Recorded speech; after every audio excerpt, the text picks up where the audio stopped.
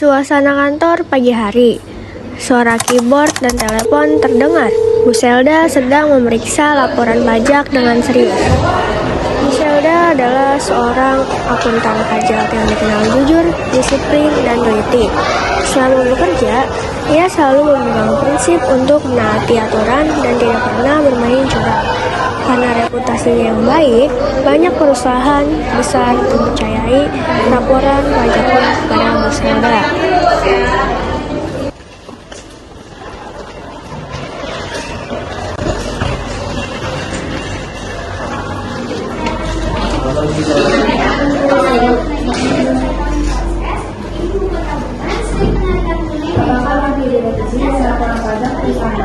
Sebenarnya segala penting yang saya bicarakan baik dengan kami tahun ini.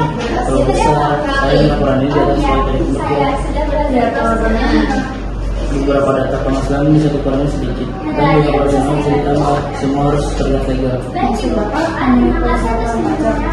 suka manipulasi strategi perusahaan. Saya yang tahu kalau kamu mau bantu saya memberi konsultasi. Sejak pertemuan itu, Bu Selda menjadi gelisah. Ia terus memikirkan tawaran Pak Yusuf.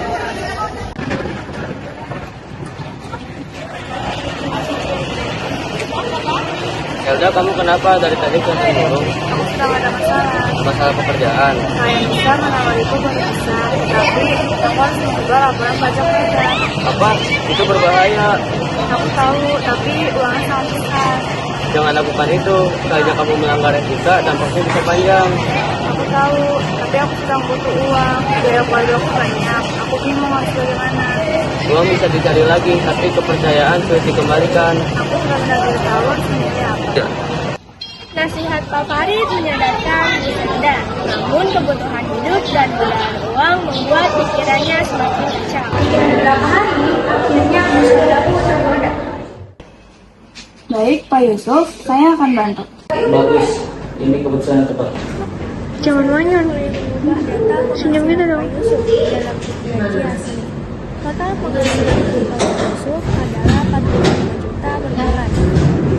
Yang terdiri dari gaji pokok 40 juta dan berbagai tunjangan sebesar 5 juta. Jangan manyun.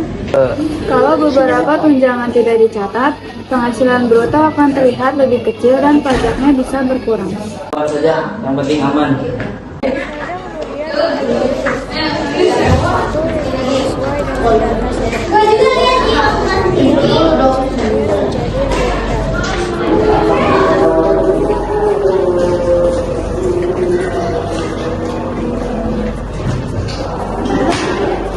Kami menemukan ketidaksesuaian antara hasil gaji dengan pajak yang dilaporkan. Maksud ibu, hasil gaji tercatat penghasilan bruto sebesar 45 juta per bulan atau 540 juta per tahun. Ada indikasi perhitungan pajak yang berbeda. Berdasarkan data PKPK Yusuf sebesar 481 juta 500 dan ada satu yang berutang sebesar 81 juta 855 juta per tahun. Adalah data penghasilan yang sengaja diubah. Data ini tidak sesuai dan termasuk pelanggaran perpajakan. Slip gaji dan tabah BPK 21 jadi nyambung kalau cerita yang menjadi bahan bukti yang ditemukan saat audit.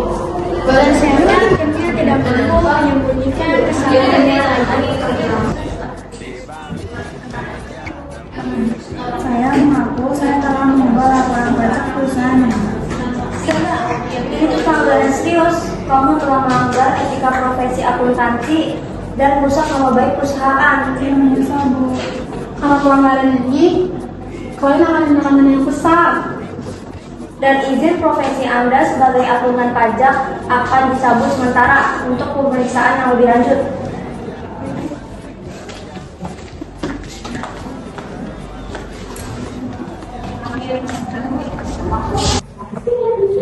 Dalam sekejap, semua kepercayaan yang dibangun Bu Selda selama bertahun-tahun hancur karena satu keputusan yang salah. Dari cerita ini, kita belajar bahwa uang tidak sebanding dengan kejujuran. Etika lebih penting daripada keuntungan sesaat. Sekali kepercayaan hilang, sangat sulit untuk mendapatkannya kembali. Seorang akuntan harus memegang prinsip kejujuran dan tanggung jawab. Kejujuran adalah kunci utama dalam profesi akuntansi.